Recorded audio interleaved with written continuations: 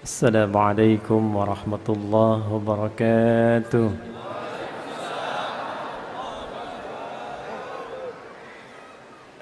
الحمد لله الذي ألف بين قلوبنا فأصبحنا بنعمته إخوانا، والصلاة والسلام على رسول الله الذي باقتداء سنته الشريفة أصبحنا للمتقين إماما، فصلوات الله عليه وسلامه التام وعلى آله وصحبه وذرياته وأمته إلى يوم الميعاد الذي هو أمامه وبعد.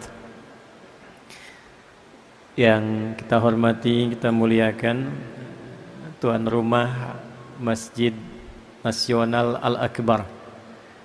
Yang kita hormati, kita muliakan guru kita Kiai Haji Saleh Ibrahim beserta juga panitia dari Wafa. Mudah-mudahan ahli Quran yang dididik, disiapkan dan para pengajarnya mendapat keberkahan dari Al-Quran seperti yang dijanjikan oleh Nabi SAW. Dan janji ini diviralkan oleh Al-Imam Al-Bukhari. Imam Al-Bukhari menerima hadis ini dari Hajjaj bin Minhal. Hajjaj bin Minhal menerima dari Syu'bah. Syu'bah menerima dari Sa'ad bin Ubaidah.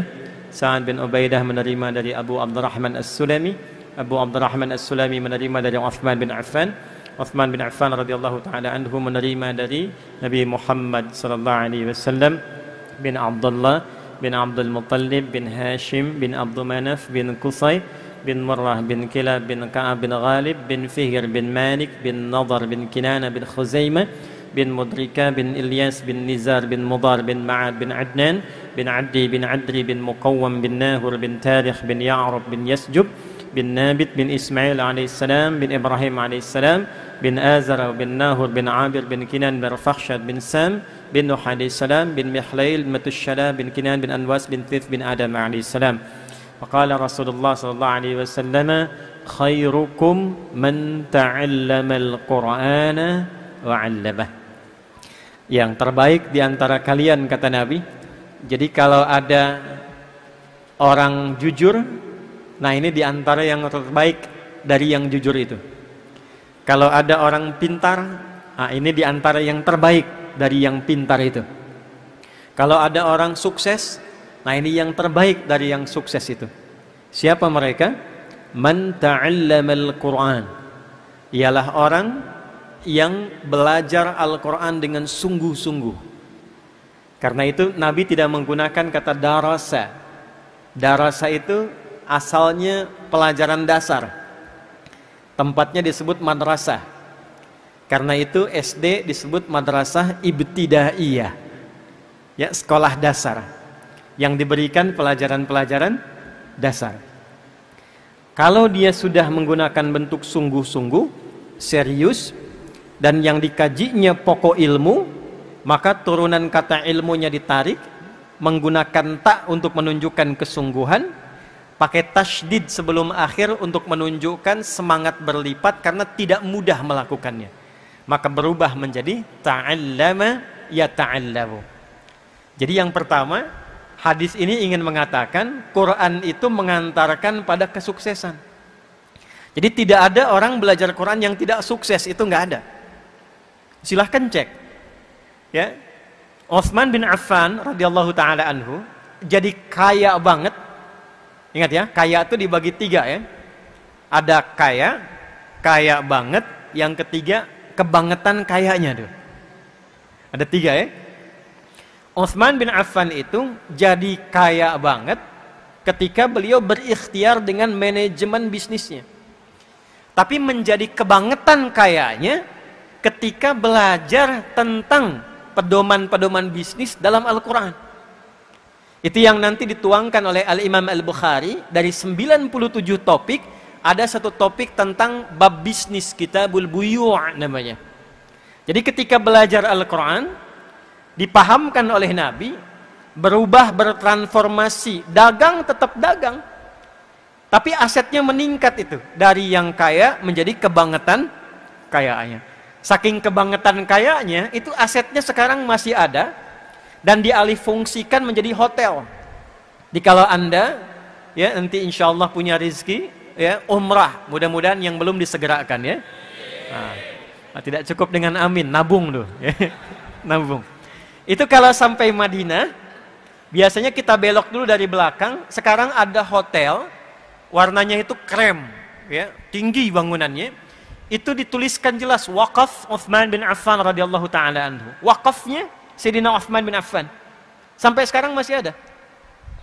Abdurrahman bin Auf itu dari yang tadinya kaya masuk Islam, kemudian maaf sekali ya, diambil semua, dirampas kekayaannya oleh orang-orang Quraisy pada masa itu. Lalu dibiarkan beliau untuk hijrah. Sengaja tidak dieksekusi untuk menunjukkan pesan, nih kalau masuk Islam resikonya begini. Kehilangan harta, kehilangan bahkan semua yang melekat di tubuh, mesti jalan lebih dari 400 kilo, belum tentu selamat. Tapi konsisten dengan hijrahnya, belajar kemudian secara profesional dengan Nabi, dibimbing oleh Rasulullah, setelah belajar dari Al-Quran, itu melahirkan transformasi kekayaan. Saya pernah hitung waktu kajian ilmiah untuk mendapatkan honoris causa itu. Jadi diminta membuat tulisan ilmiah, diuji oleh hampir 15 profesor. Yang saya uji itu transformasi sahabat ketika belajar dari isi Al-Quran. Abdurrahman bin Auf radhiyallahu ta'ala anhu itu sampai menghasilkan aset dalam hidupnya, kalau dikonversi sekarang jumlahnya kurang lebih 72.000 triliun. Orang kaya sekarang Jeff Bezos, ada Elon Musk, itu baru kisaran 3.000 sampai 4.000 triliun. Jadi pebisnis belajar dari Quran makin sukses. Siapa yang kenal Ali bin Abi Thalib sebelum masuk Islam? Abu Hurairah, Salman Al-Farisi. Tapi setelah belajar dari Al-Quran, ilmunya makin nambah. Antum kalau buka kitab Al-Jawahir, ada tafsir besar. Ya, itu ada 7 jilid besar. Karya Syekh Tantawi Al-Jauhari. Buka jilid terakhir itu ada kuis. Di kuis itu bukan tebak-tebakan biasa. Tapi kuis yang diabadikan dari kisah sejarah, pengalaman nyata, sampai di dalamnya ada hitungan matematika dari Al-Quran yang berhasil diselesaikan oleh sahabat Ali bin Abi Thalib dengan pendekatan Al-Quran. Orang taunya sahabat Ali bin Abi Thalib karamahullahu wajhah itu cuma ahli balaghah, gitu kan? Padahal beliau itu ahli Quran, ahli tafsir, ahli balaghah, ahli matematika. Suami istri satu kali mengadu kepada beliau, "Ya Amirul Mukminin," kata suaminya, "tolong hukum rajam istri saya." Kenapa? Karena dia berzina. Kamu menyaksikan? Tidak. Ada saksi? Tidak. Tahu dari mana zina? Masa kami nikah, ini hamil baru 6 bulan sudah mau lahiran. 6 bulan sudah lahiran. Ditanya pada istrinya, "Apakah engkau berzina?" "Tidak ya Amirul Mukminin." "Yakin?" "Yakin." "Mau sumpah?" "Iya." Kata Ali bin Abi Thalib radhiyallahu ta'ala anhu, "Shadaqat hiya." Benar istrimu, dia enggak bohong.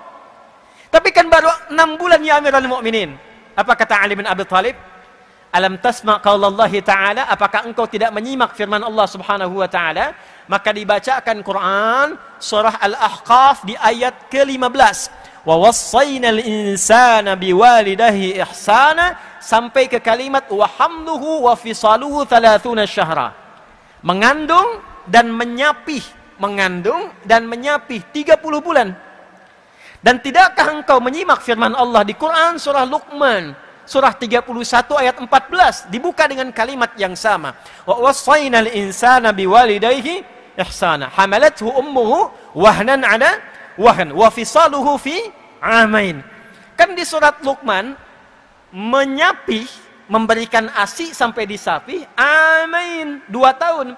Bukankah 2 tahun itu 24 bulan? Di surah Al-Ahqaf ayat 15, mengandung dan menyapih itu 30 bulan. Kalau 30 bulan kurangi 24 bulan berapa? 6 bulan ya Amirul Mukminin. Itulah yang dimaksud kelahiran prematur, kata Ali bin Abi Thalib. Jadi ngaji Quran itu bikin pintar. Nggak ada orang yang ngaji Quran yang nggak pintar, itu nggak ada. Riset terbaru di London. Tahu London? Tuh lampu merah sonoan dikit tuh. Riset terbaru di London, itu dokter yang temukan. Menyimpulkan orang yang ahli Quran, belajar Qurannya benar, apalagi hafal Quran dengan benar, itu kecerdasannya meningkat 3 kali lipat dibanding orang biasa. Risetnya sederhana.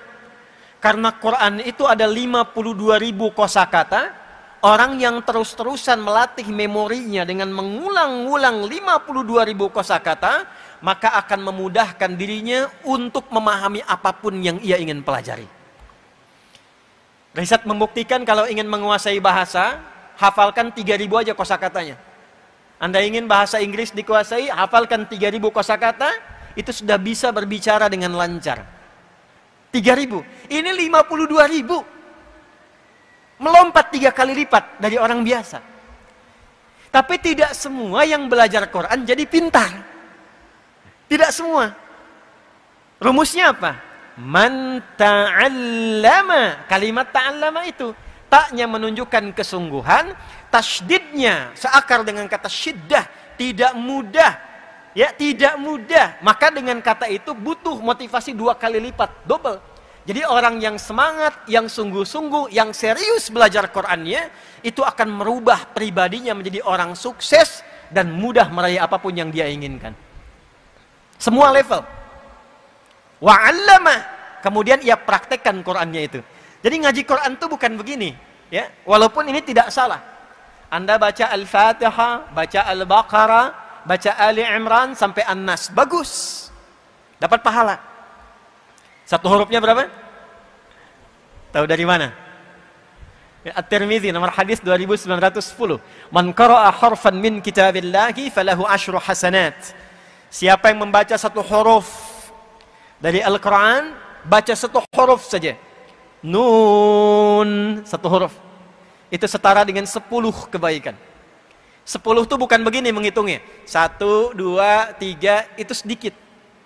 Ya, saya ilustrasikan di hadis Muslim, orang yang masuk masjid dengan niat ibadah. Belum ngapa-ngapain, pengen ibadah, pengen i'tikaf, pengen ikut pengajian, pengen salat, pengen baca Al-Qur'an, baru masuk. Belum dikerjakan. Sudah mendapatkan 25 kebaikan. Jarak satu keduanya 500 tahun. 2 ketiganya 500 tahun. 3 keempatnya 500 tahun.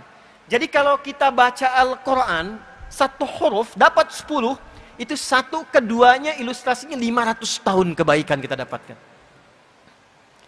Nah ukuran itu nanti diperlihatkannya saat akan wafat. Ya, di akhirat baru dikumpulkan, itu yang kita sebut dengan pahala namanya. Ajrun. Ajrun itu ukurannya 1 ke 2, 2 ke 3, 3 ke 4, 500 tahun kebaikan. Jadi kalau ada orang sehari nggak ngaji, itu rugi. Rugi. Apalagi kalau salahnya banyak.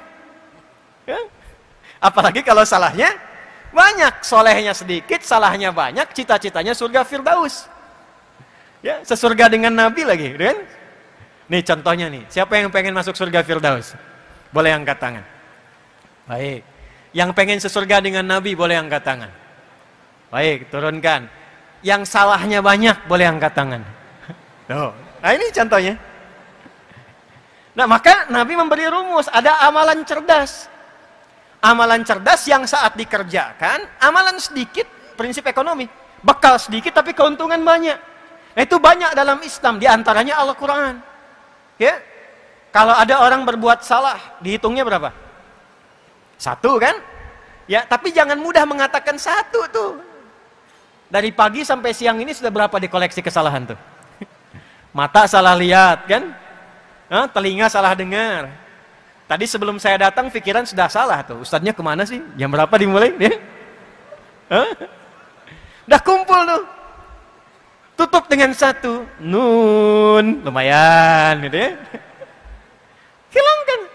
1 dapat 10. Nah kalau ngajinya begitu, dapat kita pahala. Tapi isi Quran, fungsi Quran sebagai hudan tidak kita rasakan. Akhirnya Al-Quran hanya menjadi ayat yang tertuliskan di mushaf, terdengar suaranya lewat bacaan.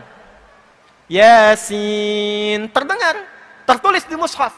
Alif, Lam, Mim, tertulis di mushaf, terdengar lewat suara.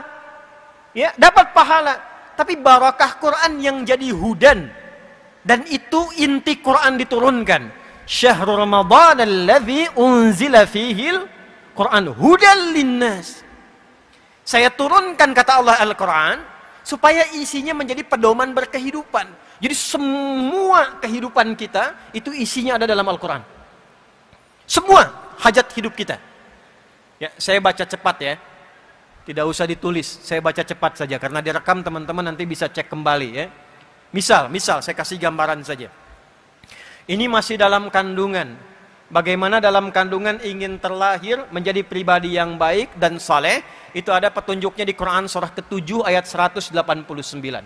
Kemudian terlahir, amalan pertama apa bagi seorang ibu yang baru punya anak untuk memberikan ASI maksimal selama 2 tahun?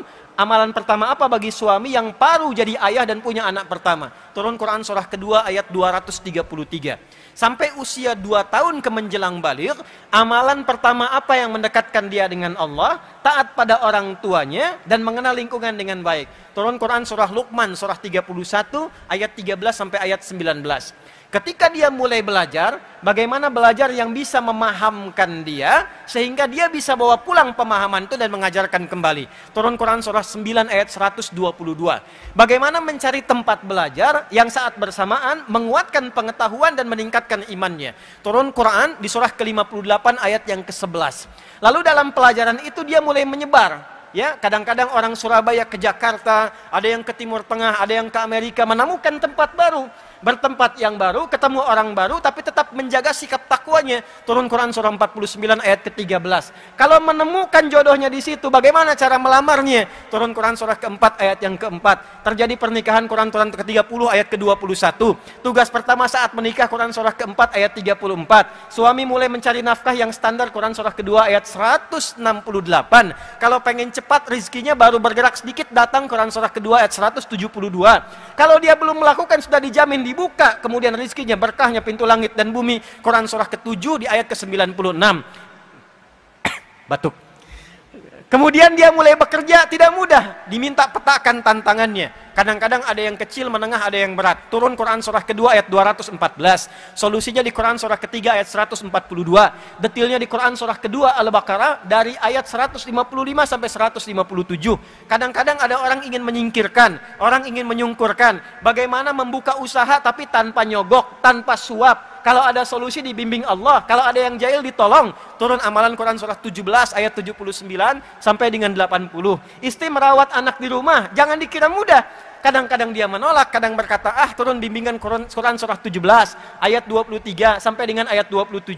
Sampai usia 40 tahun, sukses, bagus, anak ada, orang tua masih ada. Jangan disimpulkan itu hasil kesuksesan Anda. Boleh jadi ibunya yang menangis di keheningan malam, bapaknya yang serabutan bekerja, minta sama Allah supaya anaknya lebih hebat dibandingkan kedua orang tuanya. Ketika Anda mendapatkan kesuksesan itu, sertakan orang tua di dalamnya, sekalipun dalam doa. Maka turun Quran surah ke-46 di ayat ke-15.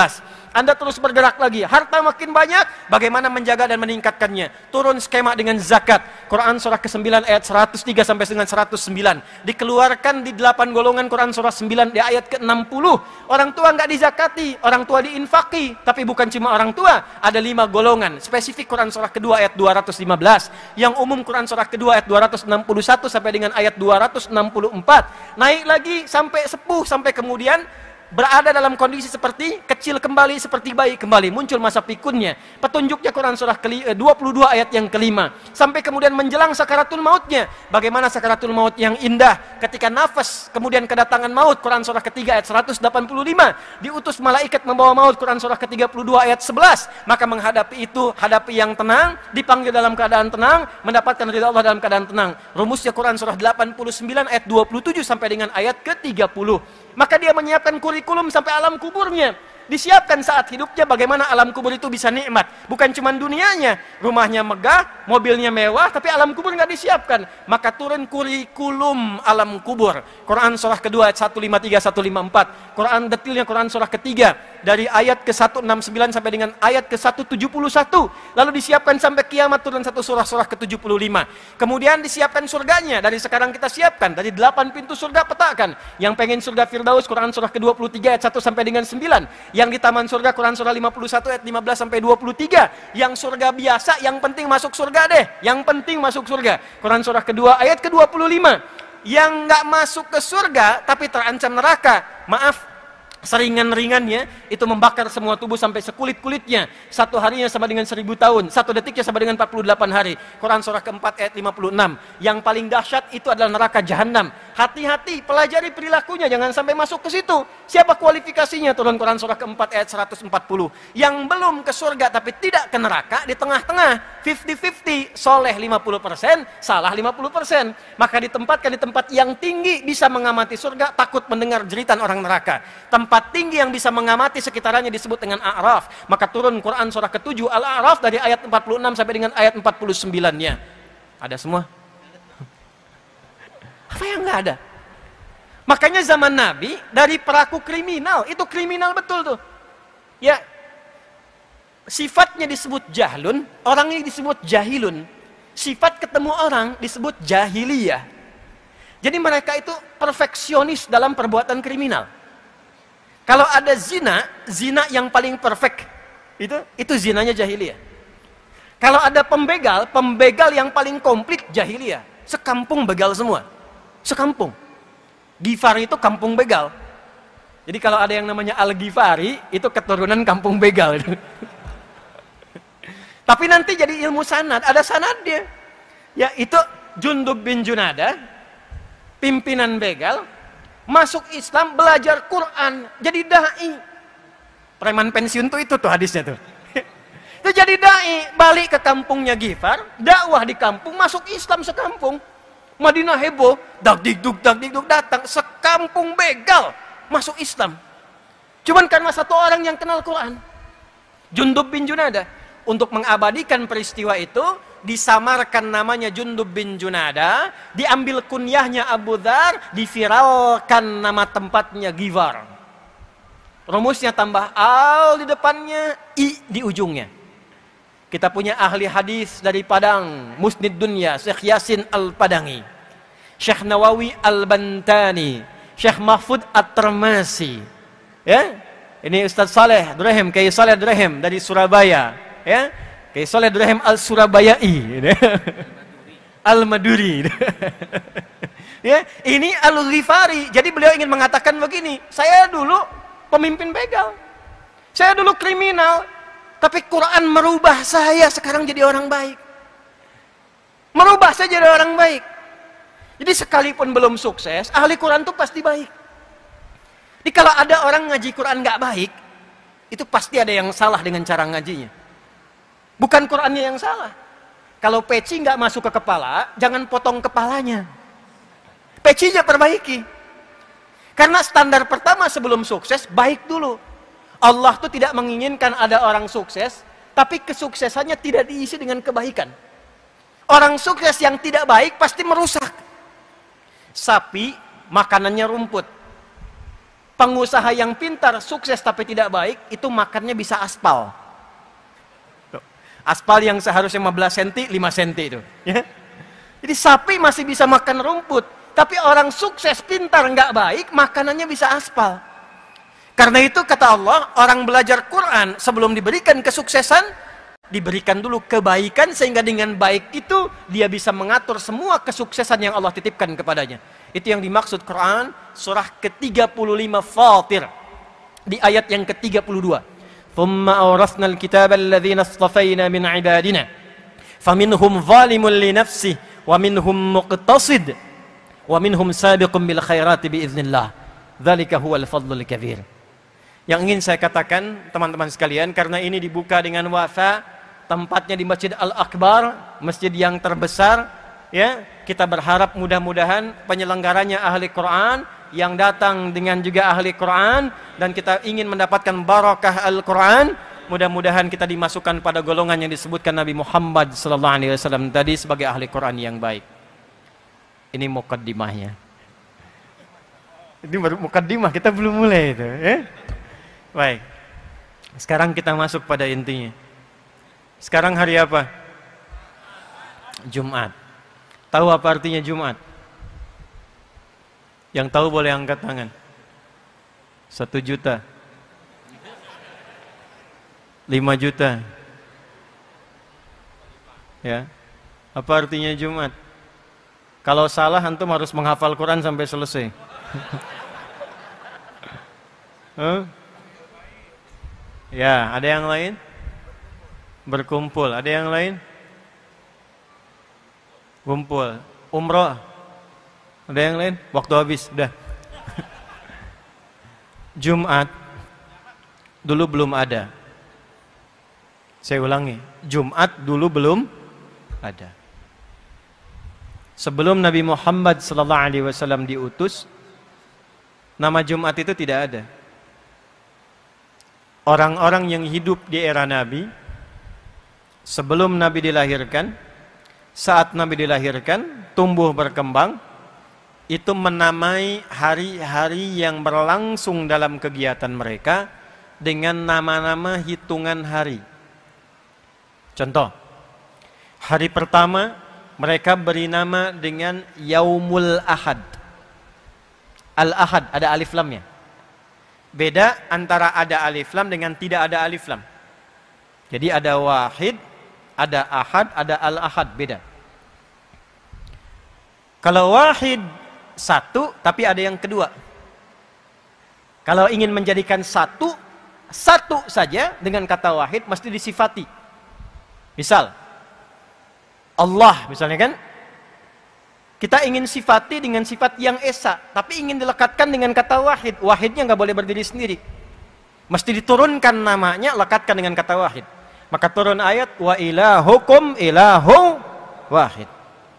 Tapi kalau kita ingin jadikan satu-satunya, nggak ada yang lain, maka jadikan katanya dengan nama ahad tanpa alif lam. Maka turun Quran surah 112, qul huwallahu ahad.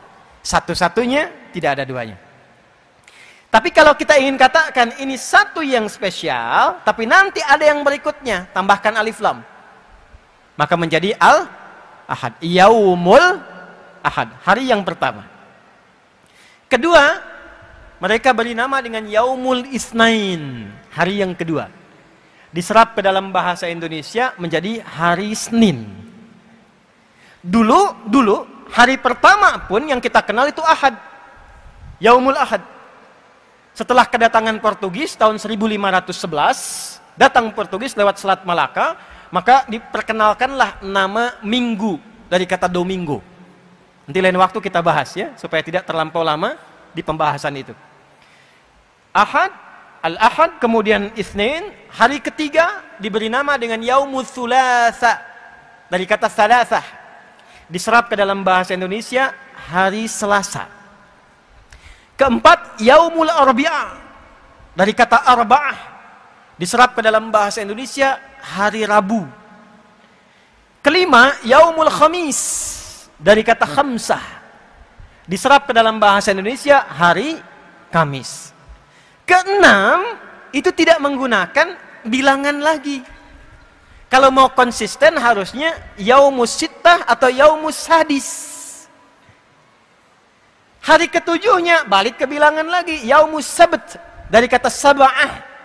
Disingkat jadi Sabat, diserap ke dalam bahasa Indonesia menjadi hari Sabtu.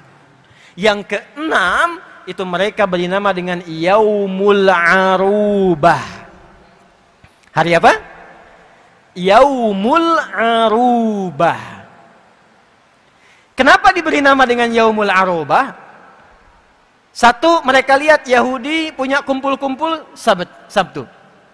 Nasrani punya kumpul-kumpul Yaumul Ahad, Minggu. Maka orang Arab pada masa itu membuat kesepakatan, kumpul di parlemen mereka, yang nanti umrah atau haji, kalau Anda nanti lihat depan Masjidil Haram, depannya ada Zam-Zam yang besar itu, Grand Zam-Zam, ya, hotel besar, di atasnya ada jam. Samping sebelah kiri dari situ, itu nyebrang sedikit ada hotel Hilton yang lama, yang warnanya kayak krem merah itu ya.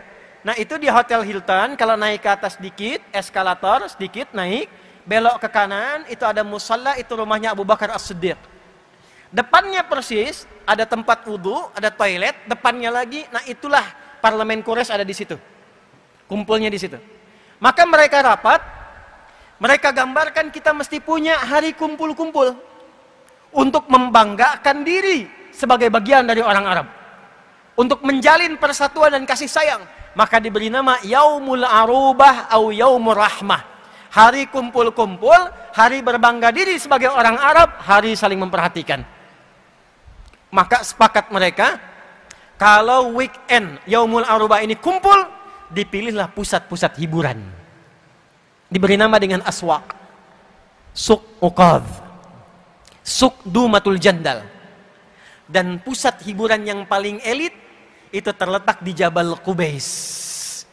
Ini saya kalau ilustrasikan takutnya nggak terlalu terlihat ya. Saya coba gambarkan, mau nggak saya tuliskan begini tuh ya, supaya tahu petanya ya. Bismillah. Maaf saya berdiri ya. Izin Ustaz. Oke. Belakang kelihatan ini? Nah, iya memang belum saya tulis kan. Nanti kalau saya tulis baru kelihatan ya. Itu ada screen nanti ya, dilihat saja. Saya gambarkan dari sini saja. Ini yang Zamzam, Grand Zamzam maksudnya, hotel besar. Ini atasnya ada jam besar itu ya.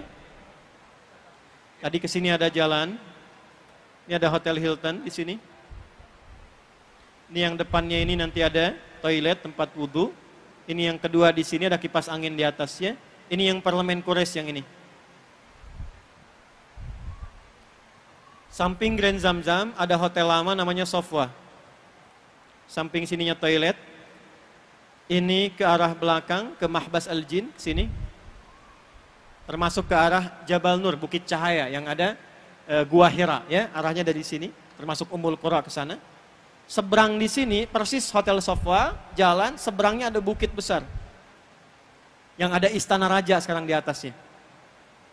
Ya, nanti kalau sudah umrah atau haji, teman-teman bisa lihat tuh. Langsung lihat nengok ke samping, ada istana raja, bukit besar begini nih. Ini yang disebut Jabal Qubais namanya. Ini bukit elit.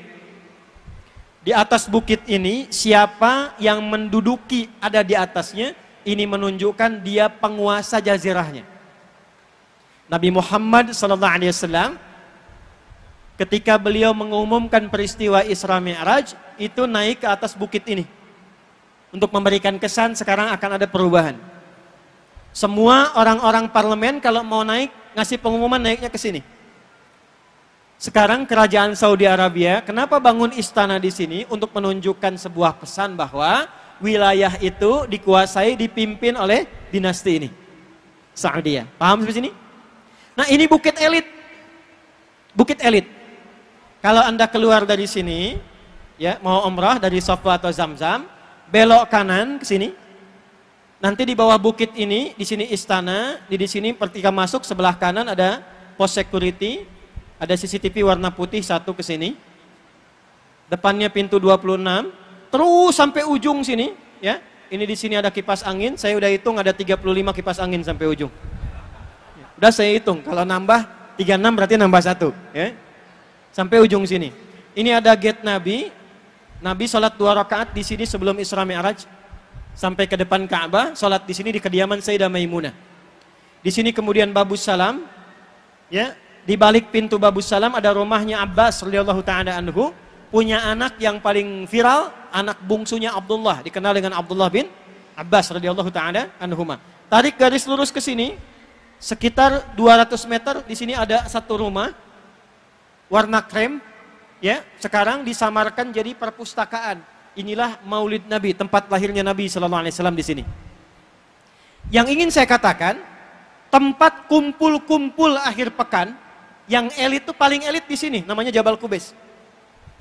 Jadi kalau kumpulnya di Suq Uqadh, Suq Dumatul Jandal, pusat-pusat hiburan, itu masih kelas biasa. Nanti diseleksi, disaring yang hebat-hebat di setiap distrik itu, baru diundang ke sini. Ini persis bukit di atas, yang lembah bawahnya ada Ka'bahnya. Ka'bah di sini. Maka di sini akan dipertandingkan 4 golongan utama yang mereka akan bekerja keras dalam sepekan. Jadi ini yang melahirkan konsep jahiliyah, berangkat gelap, pulang gelap, kerja lagi, kerja keras, hanya untuk berfoya-foya akhir pekan saja.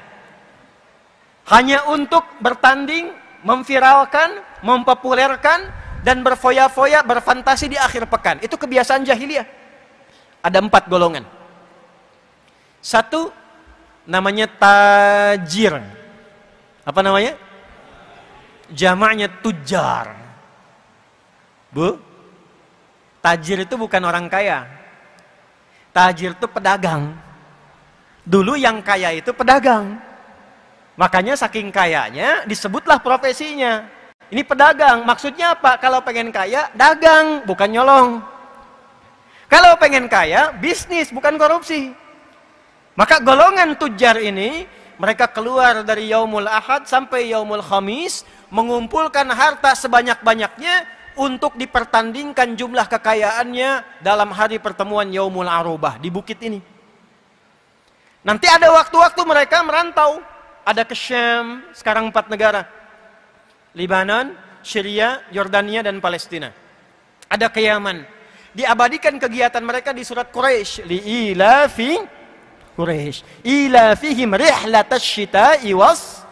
Itu golongan 1. Golongan 2, ada syair. Pujangga. Jamaknya syu'ara. Jadi dari daerah-daerah, distrik-distrik. Ini daerah A, daerah B, kecamatan A, kecamatan B, desa A, desa B. Itu para pujangganya selama 5 hari, mereka berusaha mengumpulkan lirik-lirik untuk diseleksi yang paling hebat, nanti akan dipertandingkan di puncak Jabal Qubais ini. Bikin lirik. Nanti cara mereka mengumpulkan lirik dan syair itu diabadikan dalam satu surat dengan namanya, surah ke-26, surah Asy-Syu'ara. Dari ayat 224 sampai akhirnya itu. Ya. Asy-syu'ara'u yattabi'uhumul ghawun. Alam tara annahum fi kulli wadin yahimun. Pernahkah Anda dengar tentang kisah para pujangga di era jahiliyah yang mereka datang ke lembah-lembah mencari inspirasi untuk membawa lirik-lirik saja? Untuk apa? Nanti dipertandingkan di bukit ini. Yang ketiga, ada golongan kahin. Jamaknya kuhan, dukun. Jadi kalau sekarang ada dukun, itu ketinggalan, telat. Karena 15 abad yang lalu sudah ada dukun, dan nanti menariknya ketika Quran turun, dukun-dukun itu pada tobat. Ya, dukun-dukun pada tobat. Tapi sebelum Quran turun, tuh dukun tuh viral, strata ketiga di kalangan jahiliyah. Selama 5 hari, dari Yaumul Ahad sampai Yaumul Khamis, sampai hari Kamis, itu dukun-dukun kompak membikin mantra-mantra, jimat-jimat. Nanti yang paling efektif dipertandingkan di sini, diangkat jadi pemuka dukun, ya, pimpinan dukun seluruh wilayah Arab. 4, sahir, tukang sihir, tukang santet. Di tukang santet sudah ada di era Nabi Sallallahu Alaihi Wasallam, dan itu jasanya dipakai baik oleh para pengusaha ataupun para penguasa. Jadi nanti kalau ada pengusaha ingin mengalahkan lawannya, tapi tak bisa secara normal, disewa tukang santet, sahir. Termasuk ketika ingin mengalahkan satu tokoh yang sulit dikalahkan secara normal, disewa tukang sihir. Sehingga nanti turun, terutama 2 surah terakhir, Al-Falaq dan An-Nas. 4 golongan ini yang paling utama berlomba di era jahiliyah. Kumpul di Jabal Qubais. Yang paling kaya jadi golongan penentu. Ini yang punya kebijakan. Pujangga diseleksi nanti ada 7 yang viral. Kalau 7 ini yang menyeleksi namanya An-Nabirah Az-Zibyani.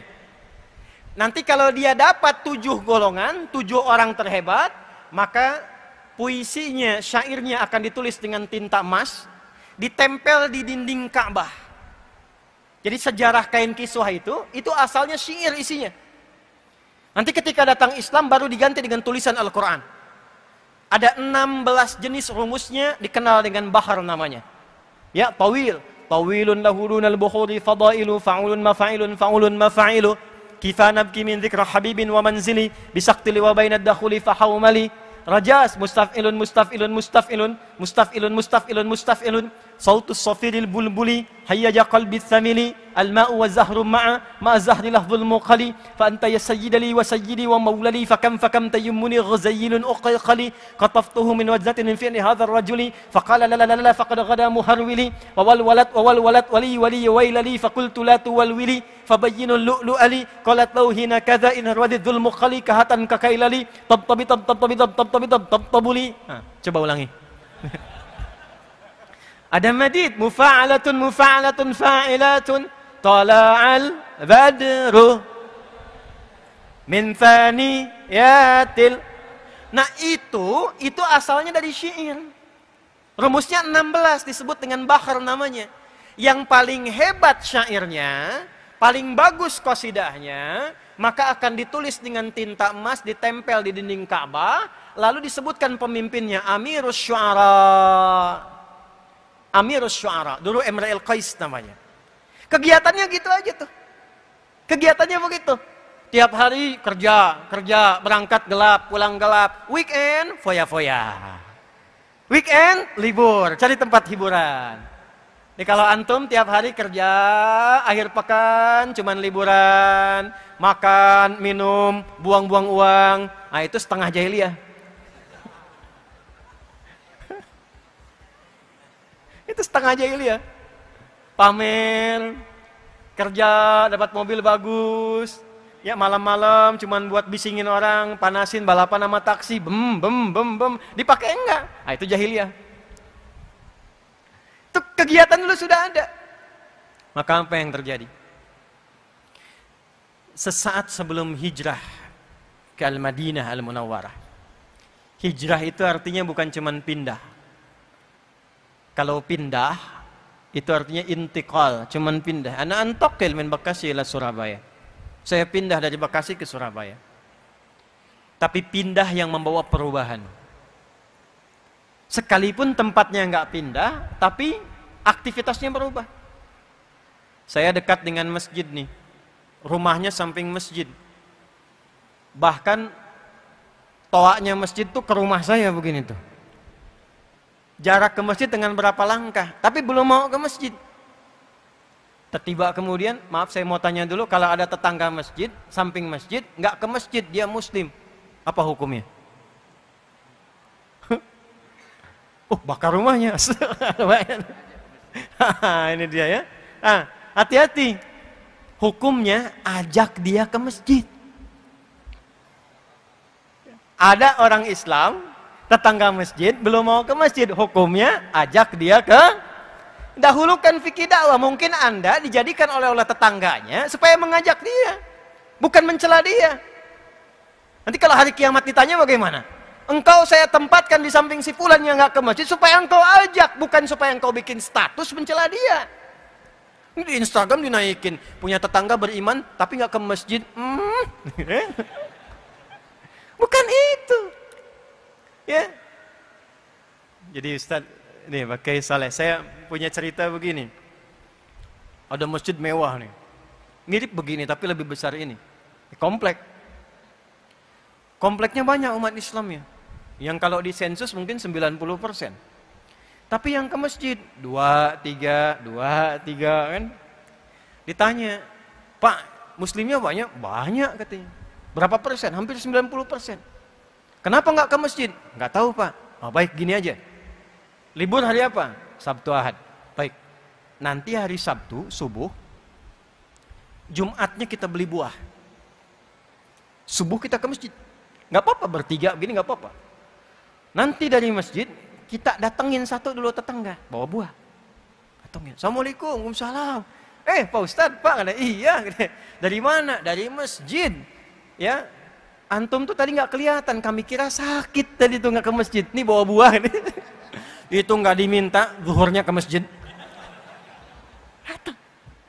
Ya, jadi kalau tetangga belum ke masjid, ya fikihnya fikih dakwah dipraktekkan pertama kali. Ajak dia ke masjid. Minimal doakan. Balik ke yang tadi, teman-teman sekalian. Jadi apa yang menarik di sini, itu yang disebut dengan hijrah. Kalaupun kemudian memaksa kita untuk pindah tempat, karena di tempat bekerja ini susah sholat, ya mau Jumatan pun nggak bisa, Tapi anehnya itu Anda tahu rizki dari Allah. Yang ngasih rizki Allah. Kok bisa cuman gara-gara jaga toko ditinggalkan Jumatan? Padahal yang ngasih rizki itu adalah orang yang kita kemudian datang kita sebagai orang ke masjid menyembah Tuhan kita, yaitu Allah. Kan Allah yang punya rizki, Allah yang ngasih rizki. Anda tahu yang punya rizki Allah, tapi Anda tega meninggalkan Allah hanya sekedar jaga toko, dan di situ Anda mengharap, ya Allah berikan saya rizki. Kan aneh namanya. Lalu Anda berpindah, saya pengen pindah ke tempat lain yang sholatnya gampang, saya pengen pindah ke tempat lain yang ngajinya gampang. Perpindahan yang membawa perubahan kita untuk dekat dengan Allah disebut hijrah namanya. Apa namanya? Maka Nabi diperintahkan untuk hijrah dari Mekah ke Yathrib, Al-Madinah Al-Munawwarah, untuk menunjukkan perubahan-perubahan yang menampakkan nilai keimanan yang mesti beda dengan jahiliyah. Maka apa yang pertama kali Allah perintahkan?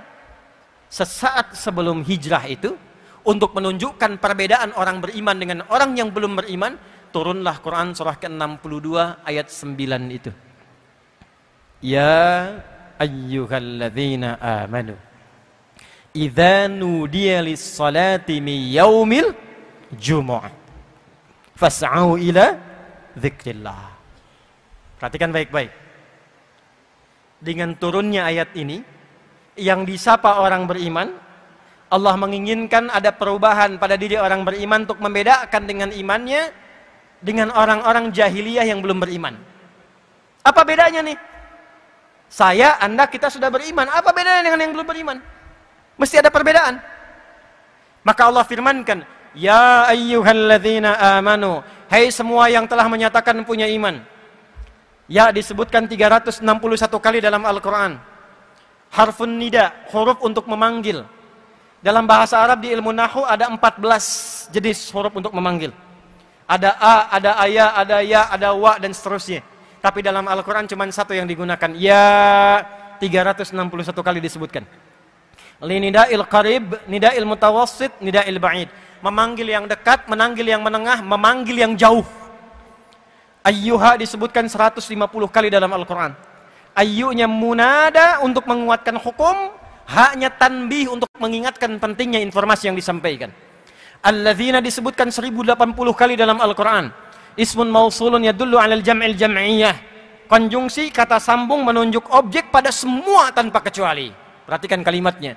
Hei semua orang yang telah menyatakan beriman, tanpa kecuali.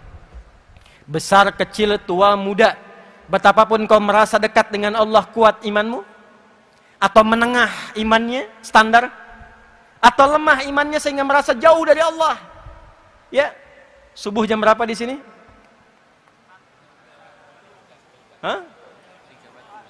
3.40, 3.41, 4.30 terjadi perbedaan pendapat? Ya, karena berasal dari jauh-jauh ya. Baik, ambil misalnya standar lah 3.44 bisa dengan komat. Allahu Akbar, Allahu Akbar, 3.44. Dipanggil langsung datang. Allahu Akbar, Allahu Akbar. Dipanggil ingat, ya Allah sudah adzan. Siap-siap wudu, siap salat. Itu imannya, iman standar. Kuat tidak, lemah tidak. Iman standar, belum kuat. Anda kerja jam 7, datang jam 7, standar tidak? Standar.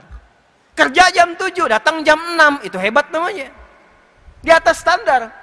Dipanggil jam 3.44, datang jam 3.04. Sebelum dipanggil sudah datang, itu iman kuat namanya. Subuhnya 3.44, jam 3 sudah bangun.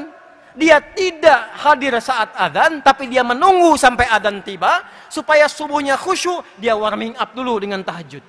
Itu iman kuat. Jadi kalau dipanggil 3.44 datang, itu iman standar. 3.44 dipanggil, 4.43 baru sadar. Ah, itu iman lemah. Iman lemah. Tapi Allah memanggil dengan huruf yang sama, yang penting punya iman. Hei semua yang telah beriman, perhatikan cara menerjemahkannya. Aku tidak peduli apakah imanmu itu dalam keadaan lemah, ataukah imanmu standar, ataukah imanmu kuat. Aku berikan satu amalan yang dengan amalan itu kalau dikerjakan dengan benar, yang lemah menjadi kuat, yang standar semakin menguat, yang kuat semakin dekat dengan Allah Subhanahu wa taala. Sekaligus iman itu akan membuktikan keberadaan dia yang membedakan antara orang beriman dengan orang yang belum beriman. Apa bedanya? Idza nudiya lis-salati min yaumil jumu'ah. Dari sejak itu berubahlah nama Yaumul Arubah menjadi Yaumul Jum'ah. Itu asalnya. Dulu nggak ada, hari Jumat itu nggak ada. Jumat itu turun namanya sesaat sebelum hijrah. Berubah dari Yaumul Arubah jadi Yaumul Jum'ah. Arubah itu cuman kumpul-kumpul, datang, rame-rame pulang. Yang kaya tetap kaya, yang miskin tetap miskin. Dirubah. Yang beriman tidak begitu. Nggak dilarang kumpul. Kalau bisa kumpulnya lebih banyak lagi. Kalau bisa jangan dari satu tempat. Banyakin tempat A, tempat B, kumpul. Tempat kumpulnya disebut dengan jami. Akarnya sama. Makanya sering ditambahkan masjid jami. Jami itu tempat mengumpulkan yang banyak. Yang datang al-mujtama al-islami, masyarakat Islam yang banyak. Waktu kumpulnya, momentum kumpulnya disebut dengan Jum'ah. Apa itu Jum'ah? Jum'ah itu satu, datang kumpul. Dua, saling mengenali di antara yang kumpul. Ta'aruf. Tiga, saling mengisi di antara yang kumpul. Datang, saling kenal, saling isi. Saling bersinergi. Itulah Jum'ah. Jadi Jumat itu bukan begini, datang, dengar khutbah, kadang-kadang ngantuk, ada yang tertidur, ada yang bikin khutbah tambahan, kemudian sholat 2 rakaat dan pulang. Itu bukan Jumat namanya. Itu cuma kumpul-kumpul aja. Jumat itu datang, kenali siapa yang datang, duduk, samping kanan Anda siapa, kiri Anda siapa, belakang Anda siapa, depan Anda siapa. Masjidnya sekarang Al-Akbar, Masya Allah, masjidnya besar. Ruang utamanya sudah 4.000 orang. Bikin database-nya. Dari mana yang datang ini? Kumpulkan database-nya. Dipersaudarakan satu dengan yang lainnya. Tidak ada satupun yang datang ke Masjid Nabi di hari Jumat kecuali mengenal di antara mereka siapa yang ada satu dengan yang lainnya. Termasuk yang dari luar kota. Ya. Ada orang dari Gotofan, namanya Sulek. Datang ke Madinah. Begitu masuk langsung duduk. Orang Madinah tahu semua, kalau masuk ke masjid, pengen i'tikaf walaupun sebentar, sholat dulu 2 rakaat baru duduk. Beliau ini masuk langsung duduk, Nabi sedang khutbah. Maka Nabi dengan indahnya ini adabnya, tidak menunjuk, hei, sholat dulu, sholat. Tidak. Tapi membuat kalimat yang umum supaya tidak tersinggung orangnya.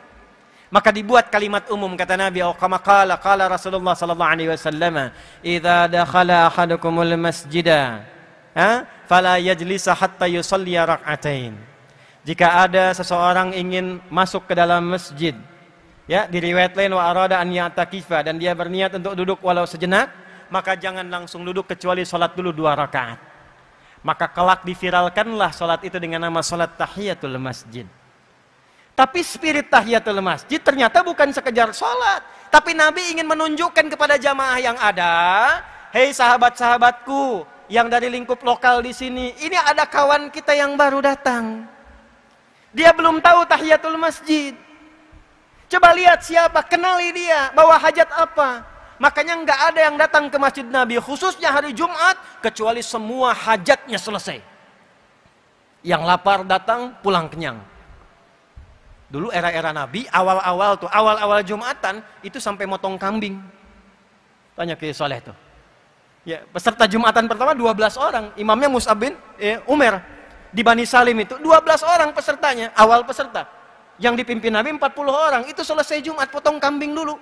Untuk mengakrabkan diri satu dengan yang lainnya. Ya.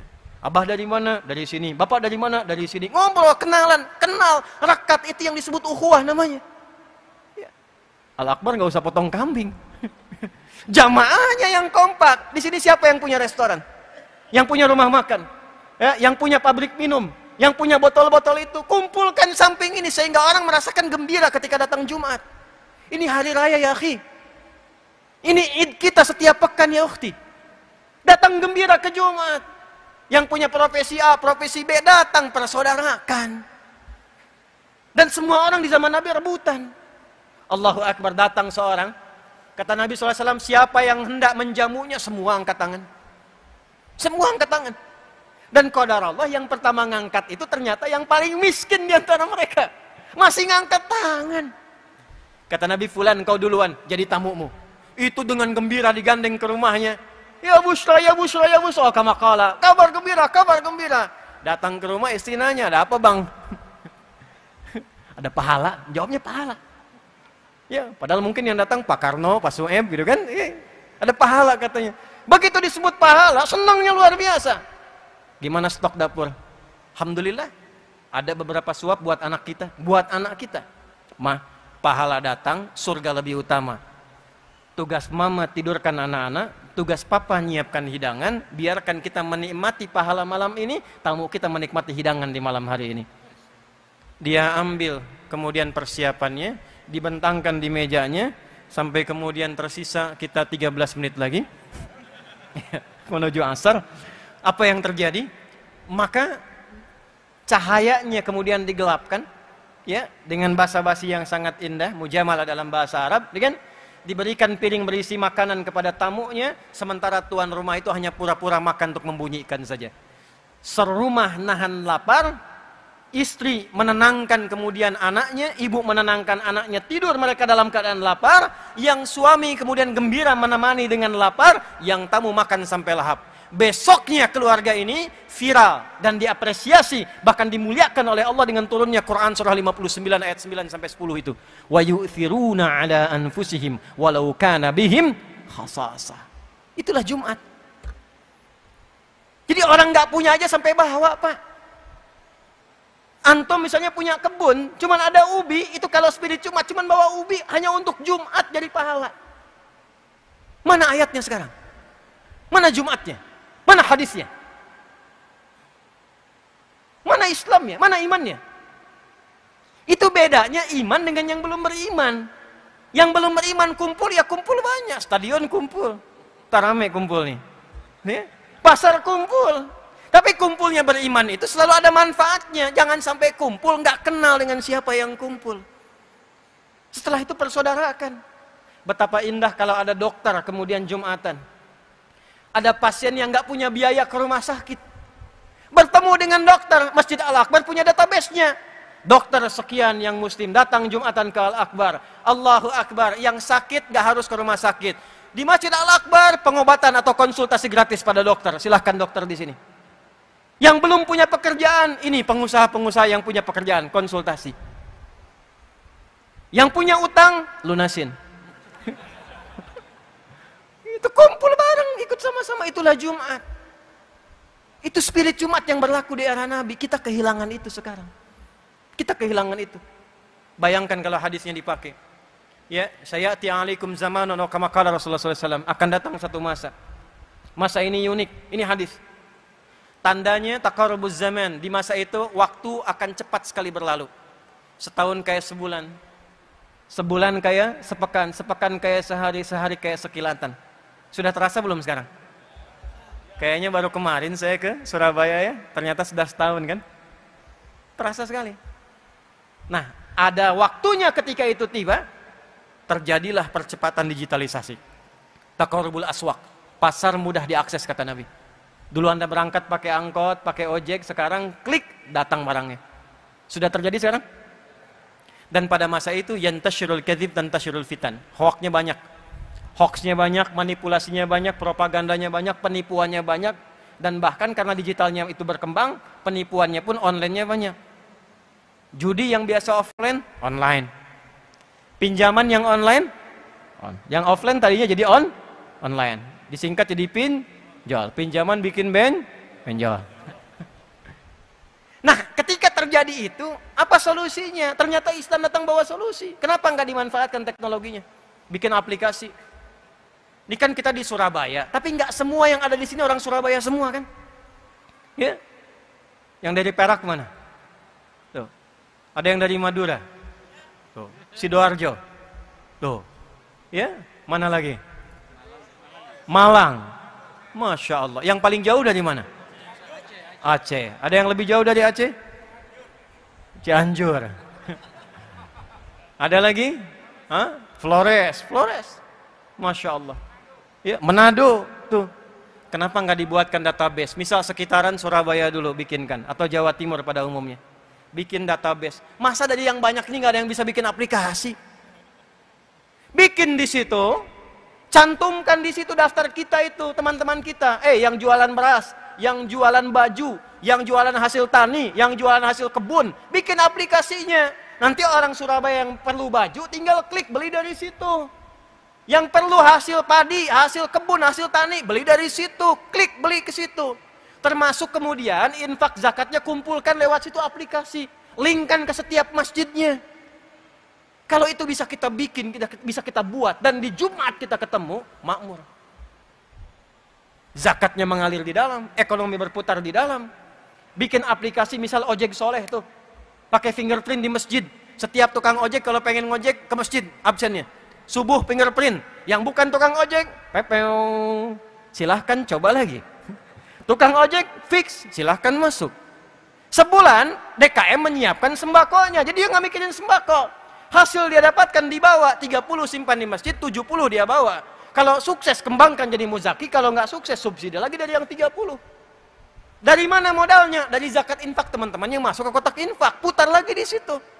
Kalau perlu wali kota Surabaya bikin putusan. Daripada membiayai yang besar-besar, yang opang-opang ojek panggalan, bikinkan aplikasi lokal, bikin gerakan lokalisasi. ASN wajib naik ojek dari situ, belinya ke situ, yang di dalam dibeli, ekonomi berputar di dalam, zakatnya diputar di dalam, baru kelebihannya setorkan ke pusat.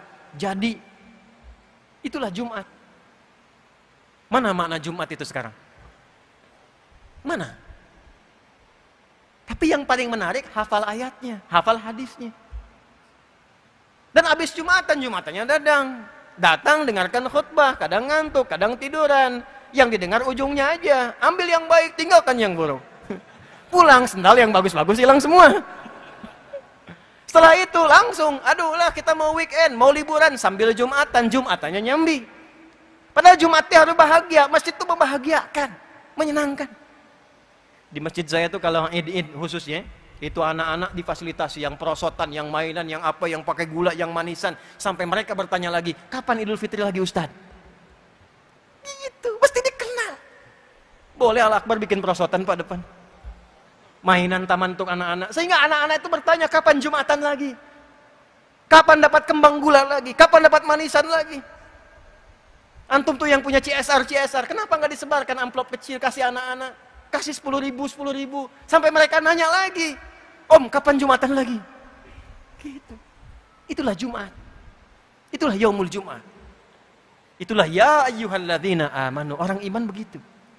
Nah, jadi teman-teman sekalian, saya itu tipikal orang yang tidak menginginkan kita melakukan sesuatu, tapi tidak memahami apa yang kita kerjakan.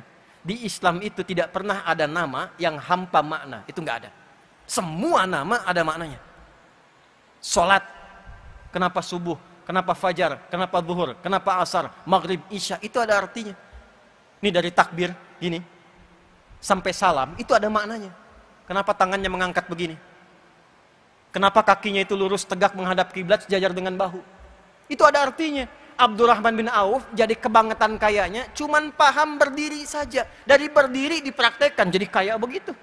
Antum sampai salam belum kaya-kaya. Ya. Ali itu mempraktekkan bagian sujud, jadi pintarnya luar biasa. Kita sujud udah banyak, udah lama, nggak selevel itu, apa yang salah? Boleh jadi kata Al-Quran, ini kata Al-Quran. Boleh jadi ada di antara orang sholat, belum memahami apa yang dikerjakan dan dibacakan dalam sholatnya. Itu poinnya. Kita tinggal 5 menit teman-teman, 14.33 itu masuk asar. Saya mau tunjukkan satu saja begini, contoh ya. Ini contoh nih. Ini saat takbir, ya, tangan kan diangkat gini ya.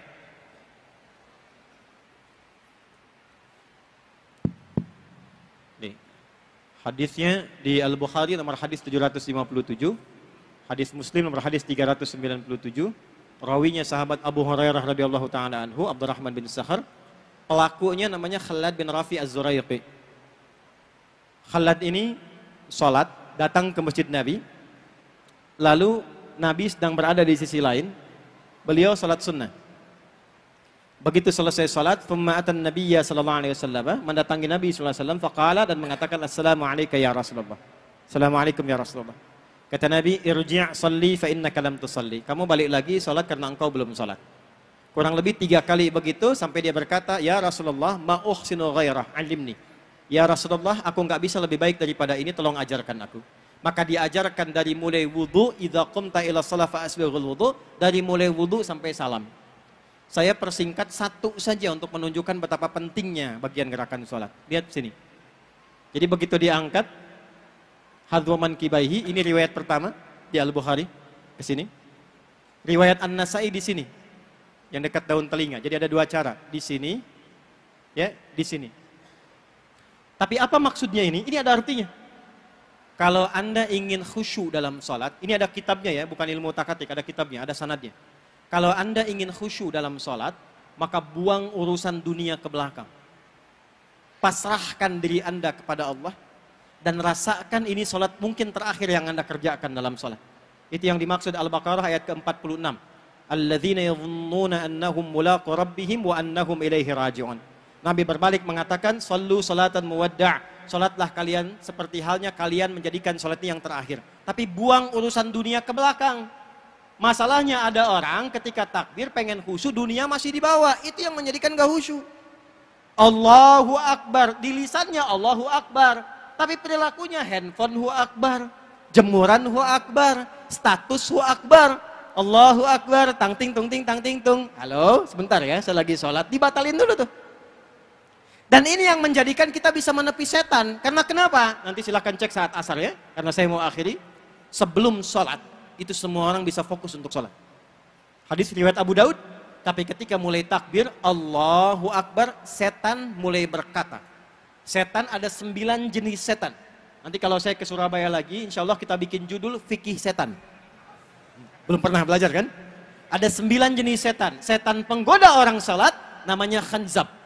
Kalau dia ada di masjid, yang pertama digoda, DKM masjid. Betul, hati-hati. Nanti lain waktu kita bahas. Sebab kalau DKM-nya itu berselisih, jamaah malas ke masjid. Ya, malas ke masjid. Dia datang menggoda, setelah kemudian tangan diangkat, fayaqulu syaitanu. Maka setan berkata, ingat ini, ingat itu, ya, sampai nanti ada orang yang sholat tidak sadar berapa rakaat sedang menunaikan sholatnya. Nggak percaya, 1 menit lagi nanti azan. Ketika Anda sholat, begitu mulai takbir, setan akan berkata, sampai pelajaran saya pun akan dia sebutkan. Ingat kata Ustadz Adi dia, ketika Anda takbir, akan ada yang menggoda, itu setan itu. Ya. Nah, saya simpulkan dengan kita berdoa teman-teman sekalian. Saya berharap yang kumpul ini mendapatkan syafaat dari Al-Quran, keberkahan dari Al-Quran. Tolong keluar dari sini jadilah bersaudara. Jangan terpecah belah, jangan saling merendahkan, saling menghormati. Warga Surabaya tolong bangun Surabaya dengan baik. Warga Jatim bangun Jatim. Warga Indonesia kita bangun Indonesia dengan kedamaian dan kebaikan. Allahumma taqabbal minna innaka antas sami'un alim wa tub 'alaina innaka antat tawwabur rahim. Allahumma nahmaduka kama 'allamtana an nahmadak wa nashkuruka syukran kama 'allamtana an nashkurak. Antal muqaddim wa antal muakhir bi yadikal khair innaka 'ala kulli syai'in qadir. Allahumma ij'alna min ahli al-Qur'an waj'al al-Qur'ana sahiban lana fid dunya wa syafi'an lana fil akhirati ya arhamar rahimin. اللهم اجعلنا من حبيب سيدنا محمد صلى الله عليه وسلم ألحقنا معهم الذين أنعمت عليهم من النبيين والصديقين والشهداء والصالحين وحسن أولئك رفيقا اللهم بارك هذا المسجد مسجد الأكبر يا أرحم الراحمين وبارك مؤسسه يا رب العالمين ومعتمريه يا أرحم الراحمين ربنا آتنا في الدنيا حسنة وفي الآخرة حسنة وقنا عذاب النار وصلى الله على سيدنا محمد وعلى آله وصحبه أجمعين وآخر دعوانا سبحانك اللهم وبحمدك نشهد أن لا إله إلا أنت نستغفرك ونتوب إليك وآخر دعوانا أن الحمد لله رب العالمين. Assalamualaikum warahmatullahi wabarakatuh.